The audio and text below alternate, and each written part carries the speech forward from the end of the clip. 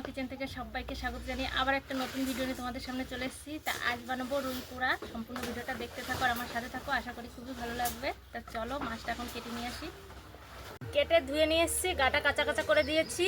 মশলা মাখিয়ে নেবো, নুন হলুদ দিয়ে দেবো,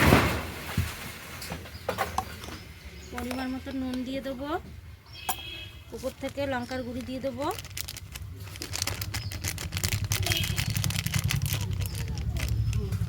ভালো করে মাখিয়ে নেব।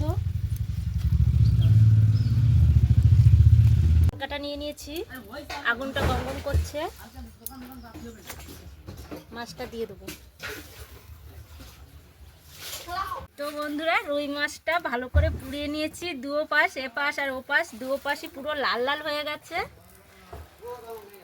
আর এই রুই মাছ পোড়াটা কেমন হয়েছে আপনারা আমাকে কমেন্ট করবে, আর ইউটিউব থেকে যারা দেখছে আমাকে সাবস্ক্রাইব করবে, আমার পাশে থাকবে।